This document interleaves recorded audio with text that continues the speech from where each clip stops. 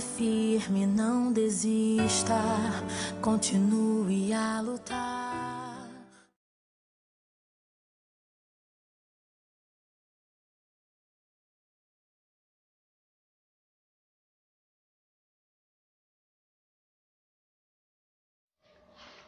Oi, amados, Pai do Senhor. Aqui quem fala é a Ana Paula Fernandes, líder do Encorajando Mulheres e do grupo do WhatsApp Mulheres de Joelhos, né? Tem sido uma bênção fazer esses áudios, porque a cada áudio eu sempre escuto alguém dizer que foi edificada, quanto Deus falou ao coração, ouvindo os conselhos, ouvindo os versículos, ouvindo toda a verdade, né? Que eu tô compartilhando aqui com vocês, né? A respeito do livro A Etiqueta da Mulher de Deus.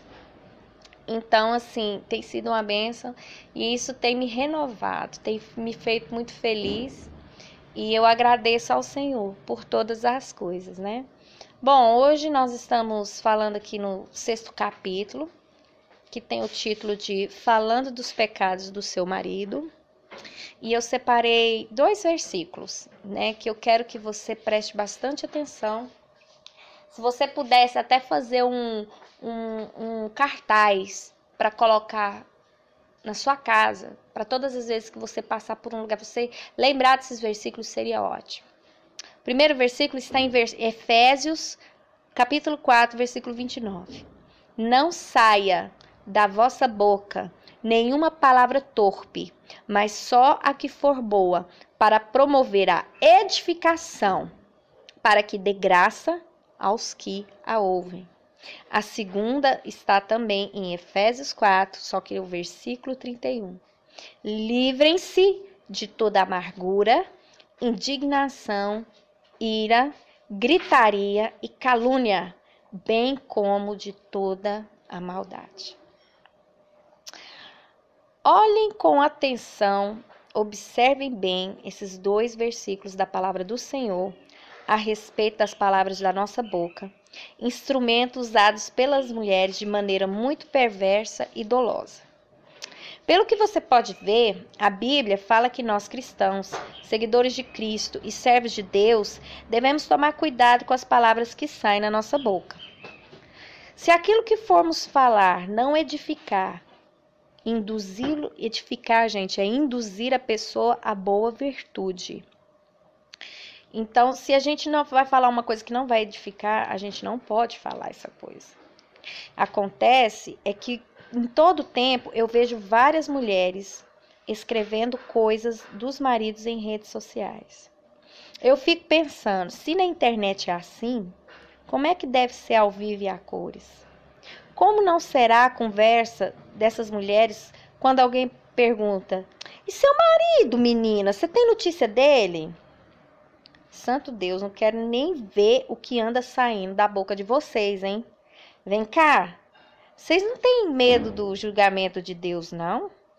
Você realmente acha que Deus, ele está contente com as atitudes que você tem a respeito do seu marido? Irmã, cuidado, muito cuidado nessa hora. Às vezes, você pode estar praticamente com a cara no gol e uma coisinha dessa bem pequenininha chamada língua está atrapalhando você a reconquistar seu marido novamente. Aos nossos olhos, esses comentários não são praticamente nada, mas aos olhos de Deus é tudo. Eu vejo gente usando os dedos para criticar e falar dos pecados do marido. De sobremaneira, eu vejo que todas ainda continuam espalhando tudo o que eles fazem de ruim no dia a dia. O Senhor, ele quer nos salvar e nos deixar puras. Essa é a intenção de Deus para nós. Jesus Cristo, ele veio salvar, libertar e transformar todos os seus seguidores naquilo que Deus sempre sonhou que fôssemos, certo? Adivinha só o que Deus propõe para você hoje? Falar como uma verdadeira serva de Deus. Não é maravilhoso? Vai doer um pouquinho, mas eu te garanto que depois Papai do Céu consola, viu? Bom, na Bíblia está escrito, em Eclesiastes 12:14. pois Deus trará ao julgamento tudo o que foi feito, inclusive tudo o que está escondido, seja bom, seja mal. Minha querida, Deus há de julgar tudo. O que você fez de errado, inclusive os atos escondidos, aquilo que ninguém sabe, os pensamentos ruins, a língua que só condena e amaldiçoa. E adivinha para onde vão os declarados culpados? Eles pegam o elevador, aperta aquele botão com a letra I e desce para o inferno. Sim, a palavra de Deus é bem clara. Se as suas ações não forem bem vistas aos olhos de Deus e você for condenado, você vai para o inferno. Jesus disse que nos julgará através das atitudes com os nossos irmãos. E adivinha quem é o seu irmão? Sim, o seu marido adúltero e a OM, a outra mulher. Santa, não é brinquedo não. Quando nós dizemos que o evangelho é cruz, ninguém acredita. Você acha que Deus aprova que fiquem falando aos quatro cantos sobre o pecado do seu marido?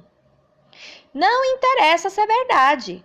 A Bíblia condena todos aqueles que se intitulam juízes, que vivem a criticar o outro só porque pecam de maneira diferente. No texto de Mateus 7, do versículo 1 ao 5, Jesus fala que não devemos julgar e nem medir o irmão, porque da mesma maneira Deus procederá conosco. Cristo ainda adverte para que, antes de olharmos o pecado do irmão, a gente olhe primeiro para o nosso pecado, que é muito maior. Chama essas pessoas que falam do pecado do outro de hipócritas e os advertem a olhar para o seu pecado primeiro antes de corrigir o irmão. Quando você vai contar o pecado do seu marido para alguém, sai elogiando a conduta dele? Não, a gente senta o sarrafo, não é mesmo? Isso é criticar. Não tampa o sol com a peneira, não. Assume que dói menos. Você anda criticando a conduta do seu marido, nem que seja através dos seus sentimentos e pensamentos ocultos. Cuidado! Deus, ele contempla tudo. Em Mateus 12:36 está escrito assim: mas eu digo que, no dia do juízo, os homens haverão de dar conta de toda a palavra inútil que tiverem falado. Concluímos, então, que no dia do juízo final, quando Jesus for julgar os homens, teremos que dar conta de toda a palavra inútil que andamos falando. Me fala qual é a utilidade que tem ficar espalhando tudo de ruim que seu marido fez contra você.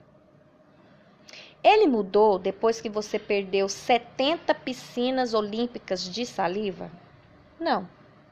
Não, irmã. Ele ficou pior e vai piorar ainda mais, vai te odiar sem nem saber por quê. Ele vai querer ver o Exu Caveira dançando mambo na praça, mas não vai querer olhar para sua cara. Deixa eu te mostrar um versículo que me fez chorar dias. Para longe de mim, afastaste o amigo e companheiro. Os meus conhecidos são trevas. Salmo 88:18. Adivinha quem está afastado? Adivinha quem está afastando o seu marido de você, amada? Sim, Deus. E adivinha por quê? Por causa da sua boca, que não se cansa de falar mal do marido que ele te deu. Vocês já se cansaram de me ver falando que essa crise toda foi permissão de Deus. Ele endureceu o coração do seu marido para com você porque, com certeza, a senhorita estava muito longe dos caminhos que Deus queria que você trilhasse. Quem sabe você era daquelas mulheres que brigavam com o marido, que não queria que as coisas fossem feitas do jeito dele. Sabe aquelas mulheres moderninhas que adoram dizer às amigas, eu não preciso de homem? Ou então melhor, aquelas que amavam mostrar para todo mundo que seu marido era um capacho, que gritava com ele e o marido obedecia como um cachorrinho. Ai, amadinha, Deus fez o homem para dominar o mundo e isso inclui você. A partir do momento que uma mulher coloca-se acima do marido, Deus faz questão de mostrar para ela quem realmente foi feito para mandar.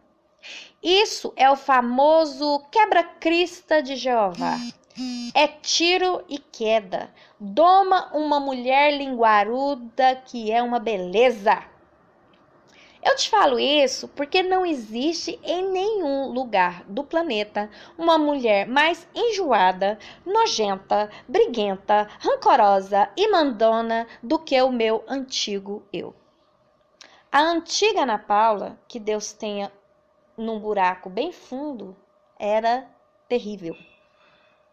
Gente, eu falo assim em tom de brincadeira, mas verdade, eu morro de vergonha só de pensar. Por isso, com essa vasta experiência que eu tenho, eu te alerto. Se continuar contando a história triste do abandono, a falta de caráter do seu marido em te deixar, como que ele foi canalha em te trocar por outra e etc., cada vez mais Deus endurecerá o coração do seu esposo contra você, até a senhorita aprender a ser uma filhinha doce, meiga, gentil, amorosa de papai. Entendeu? É assim que funciona. Então, para de ficar atrás das pessoas contando o que aconteceu. Da próxima vez que perguntarem do seu esposo, diga que viajou, que saiu, que está na casa da mãe dele, sei lá, mas não conte que se separaram e etc. Chega desse assunto. Põe uma pedra nisso, pelo amor de Deus. Se alguém já sabe da história, perguntar como estão as coisas, fala que tá tudo bem, estamos em paz, tá tudo maravilhoso, compreendeu? Não alimenta o capeta com os feitos que ele tem feito contra você, não. Tem dó. Já conta a vitória antes mesmo de Deus lhe dar a bênção. Profetiza, profetiza, profetiza. Usa a boca para algo que preste, porque Deus está vendo e vai lhe julgar por tudo que você andou falando por aí. Toma cuidado. Vocês não sabem que haveremos de julgar os anjos? Quanto mais as coisas dessa vida. Isso está escrito em 1 Coríntios 6,3. Amada, papai está lhe moldando de um jeito que você irá julgar até os anjos. Pensa bem, o que um anjo faz de errado em relação a nós? Olha a perfeição que Deus quer te transformar. Entendeu agora porque Ele quer que demos conta de tudo que falamos? Como iremos julgar as coisas celestiais se nós pecamos infinitamente mais do que os seres do céu? Não tem nem comparação. Nós usamos praticamente o corpo inteiro para pecar e a língua é o instrumento mais fatal que a gente tem. Agora vem cá, você confiaria no julgamento de um juiz que comete mais delitos que você? De jeito nenhum, não é mesmo? Como você e eu estaremos aptas a julgar anjos se a sua língua é capaz de fazer muito mais estragos do que qualquer outra coisa? Sim, amada, falar da vida do outro é ato de maldade. E Deus manda que nos livremos de toda maldade. Está lá escrito em Efésios 4,31. Para que um dia nós possamos herdar o reino dos céus. Então não interessa se seu marido comete o mesmo erro. Você quer ir com ele para o inferno? Não, né? Então para de pecar através da sua língua. Mude as suas palavras agora. Que da sua boca saiam palavras doces como mel. Eu profetizo na sua vida que essas palavras sejam perfumadas como sândalo, agradáveis como uma brisa, para que possam gerar coisas boas a quem as ouvir. Nós estamos nessa terra, nessa caminhada, para aprendermos através de Jesus como sermos melhores e adquirirmos o favor de Deus para as nossas vidas. Não é isso? Então muda o que sai da sua boca a partir de agora, em nome de Jesus. Às vezes você pode estar se perguntando, por que eu preciso ser diferente? Eu vivo escutando isso. Você acredita numa coisa dessa? E olha que a grande das mulheres que me falam isso são crentes, se dizem convertidas, são batizadas e se acham cheias do Espírito Santo. Eu fico pensando, se não fosse, onde é que esse povo estaria, hein? Acontece, amada, é que Deus nos quer diferentes do mundo. Está escrito em Romanos 12, versículo 2. Para que possamos experimentar a vontade de Deus para nossas vidas. Muitas dessas mulheres falam que é muito difícil ser da maneira que a Bíblia diz. Na realidade, não é fácil mesmo não, né? Porque se fosse fácil, não ia precisar de inferno. Mas tudo que essas mulheres do mundo fazem, nós não devemos fazer jamais. Deus não trabalha e nem concorda com nada que é feito pelo mundo, porque o mundo é dominado por ninguém menos que Satanás, aquele que um dia invejou o Senhor e se rebelou contra ele. Se nós estamos buscando em Deus uma vida plena e santa, devemos renunciar o desejo da nossa carne em falar mal dos nossos maridos e buscar em Deus a resposta para a cura de todas as dores. As mulheres do mundo entram na justiça, tentam brigar por bens e direitos, porém nós, mulheres, que somos firmadas na rocha Cristo Jesus, não temos o que temer, pois a vingança pertence ao Senhor. Está escrito em Salmo 91, versículo 1. Se Deus escolheu a perda de todos os bens para quebrantar o coração de seu marido, você vai querer tomar de Deus a decisão sobre o caminho que transformará o coração de pedra do seu esposo em um coração de carne? Não confia que Deus pode te dar muito mais que aquilo que você tinha com seu esposo? Ele é o dono do ouro e da prata, está escrito em Ageu 2:8. E se você confiar nele, tudo aquilo que precisar, ele providenciará, porque ele é o teu Deus e sustentará você e seus filhos com as próprias mãos. As mulheres do mundo colocam confiança em seus advogados, mas nós, mulheres de Deus, confiamos no nome do Senhor. Salmo 20, versículo 7.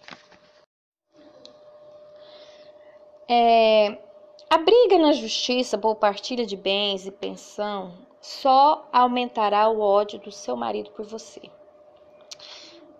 Nós já vimos vários casos, né, descritos até no livro da Erin, que eu gosto muito, que chama Como Deus Pode e Vai Restaurar o Seu Casamento, que fala quando as mulheres, né, não que você não tenha direito, mas tem mulher que entra na justiça só pra, tipo, ele vai ver, eu vou pegar as coisas dele, e ele vai ver, eu vou bater aonde dói, sabe? Aquela vingancinha boba, né?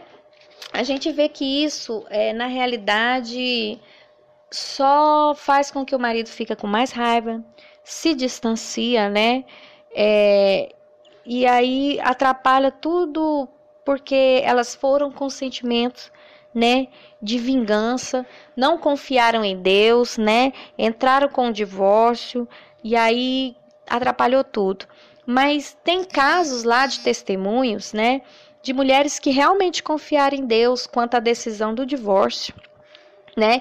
Deixar que o marido escolhesse aquilo que queria. O Senhor inclinou o coração dos maridos e eles fizeram muito mais do que elas imaginavam, né? Houve casos que depois do divórcio se arrependeram e se dispuseram a continuar pagando todas as contas da casa da ex-mulher. Teve casos que no momento da decisão do juiz eles mudaram todo o acordo, dividindo bens de forma honesta. E teve algumas que precisaram esperar porque seus maridos perderam tudo. Mas depois o Senhor quebrou o coração de pedra do esposo e se inclinou para a ex-mulher, sua legítima esposa aos olhos de Deus. Amada, a maneira de Deus trabalhar quando nós confiamos nele é imprevisível. Por isso precisamos esperar pelo que ele fará por nossas vidas. Quanto as mulheres discordam do seu acordo de divórcio, os maridos tendem a odiá-la ainda mais. O inimigo colocou na cabeça do seu esposo que você é a causa da infelicidade dele. Por isso, é muito melhor concordar com tudo e deixar que Deus tome conta do resto. Olha o que a palavra do Senhor nos diz sobre isso. Entre em acordo depressa com seu adversário, que pretende levá-lo ao tribunal. Faça isso enquanto ainda estiver com ele a caminho, pois caso contrário, ele poderá entregá-lo ao juiz e o juiz ao guarda, e você poderá ser jogado na prisão. Mateus 5:25. Se você concorda com seu marido, a probabilidade de Deus te salvar das situações de humilhação e constrangimento com ele são muito maiores. Muitas vezes, por apresentar maturidade e aceitação, os maridos ficam temerosos com a reação e repensam sobre o divórcio. Maridos que pedem o divórcio querem se ver livres das esposas. Geralmente é porque estão sendo perseguidos, encurralados e querem viver a vida que escolheram em paz. Amada, obedeça a Deus e submeta-se à vontade dele para a sua vida.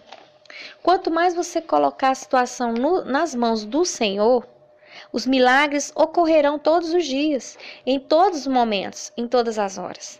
Se Deus fez muitas coisas a várias mulheres no mundo, por que não vai fazer na sua vida, amada?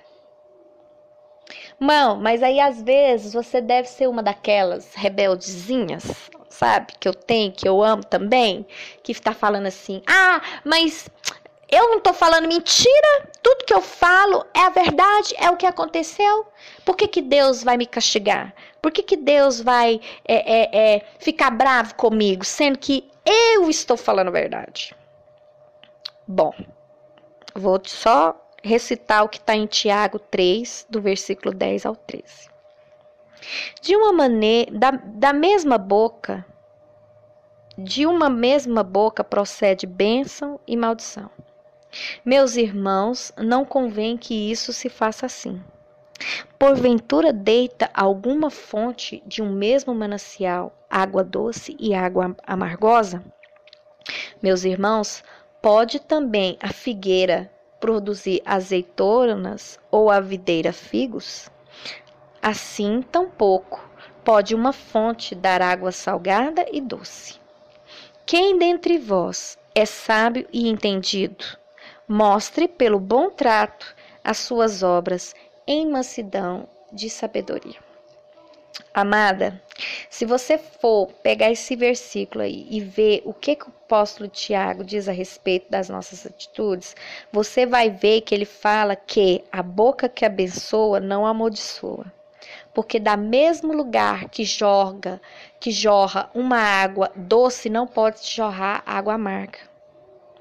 Então, o que ele quis dizer? Que se a sua boca está cheia de palavra de crítica contra seu esposo, essa mesma boca não vai abençoar nada, nem o seu casamento. E o seu coração, ainda é mais, a boca que amaldiçoa, o coração é maldito. Porque o coração é a fonte de onde vem tudo, viu? E para sermos fontes de água viva, nós precisamos nos purificar por inteiras, para que de nós saia apenas frutos doces e saudáveis, que espalharão coisas boas por onde passarmos. De maneira alguma, se continuarmos procedendo dessa maneira, falando dos maridos, sermos mulher amarga, azeda, incapaz de dar alívio a uma alma cansada, a palavra que tem poder tanto para abençoar quanto para amaldiçoar, né? Se a gente não mudar isso, se a gente só vive dizendo as coisas ruins, a gente nunca vai poder profetizar uma bênção. Nem para a minha vida, nem para a sua vida, nem para a vida do outro.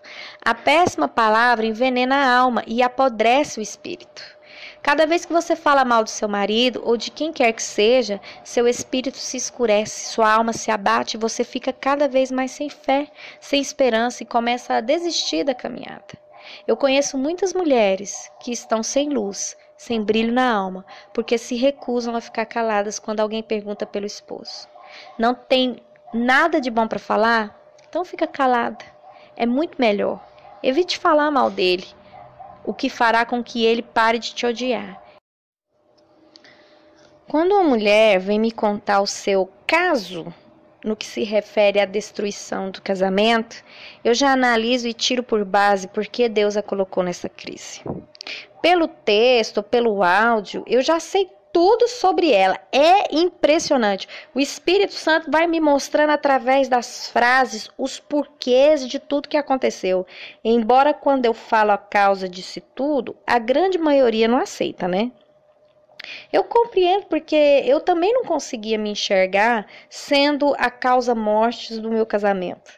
Eu tinha uma ideia errada ao meu respeito, até o dia que eu pedi para Deus me mostrar como eu realmente era. Aí, minha filha, eu fiquei 3 dias de cama chorando sem parar. O Espírito Santo me trouxe à memória tanta coisa ruim que, por Deus do céu, eu quase desisti de mim mesma. O diabo me maquiou de tal forma que o meu marido era uma barata e eu era a rainha do pedaço. Senhor da glória, Deus teve misericórdia demais de mim. Se não fosse o amor de Deus, eu estaria condenada ao inferno, sabe? Estando dentro da igreja. Sim, gente, eu era podre por dentro e eu me achava um vaso escolhido do Senhor. Era tanta maquiagem que o capeta precisou para esconder, sabe, de quem eu verdadeiramente era. Mas como Deus ele é fiel para terminar a boa obra que começa, eu aqui estou, graças a Jeová, em processo de transformação. Muita coisa já mudou para a glória e honra do Senhor, mas alguns cascalhinhos ainda estão no barro. Vai ser preciso descer a casa do oleiro algumas vezes mais. O que nós não podemos, amada, é fechar os olhos e pensarmos que só os nossos maridos tiveram culpa do que aconteceu. Não é bem assim. Um casamento ele não acaba porque somente um falhou, mas sim por uma sucessão de erros, e pode ter certeza, você vacilou e feio. Deus lhe chama para pelejar pela restauração do seu casamento, justamente porque é através das suas mãos que a vitória chegará. Como a mulher tem mais emoção do que razão, o Senhor tem maior domínio da situação através das nossas vidas.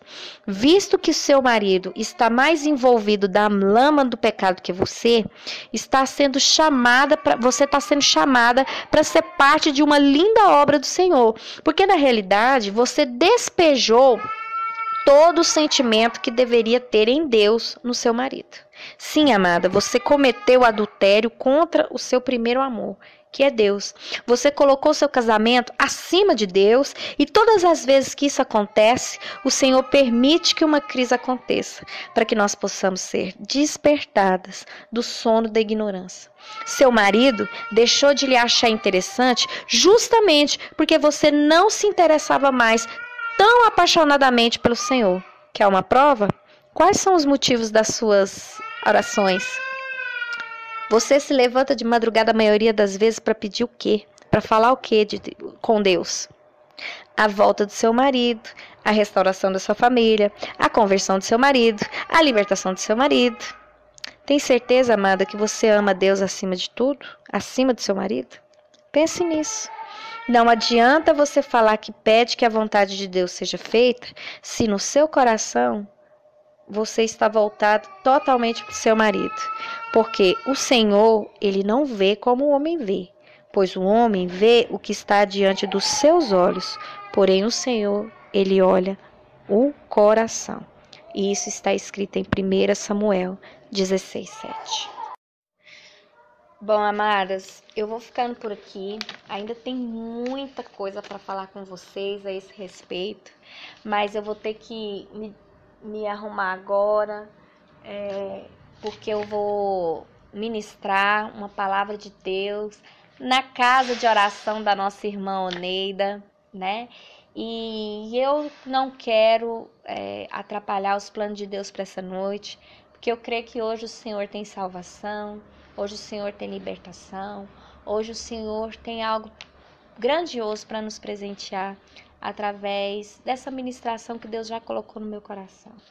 Então eu queria que vocês refletissem nisso que foi falado. Amanhã nós continuamos, né, a falar sobre essa mania que nós temos de ficar falando mal dos maridos, ficar espalhando mais notícias, né? O quanto isso é prejudicial. Ainda tem muito se falar sobre esse capítulo, viu, amados? Mas vocês fiquem aí e reflitam naquilo que já foi dito, que eu creio que Deus vai começar hoje a mudar aquilo que tem saído da sua boca. Amém? Fiquem na paz do Senhor. Um beijo para todas vocês. Não pare, não pare, não pare. Deus está no controle. controle.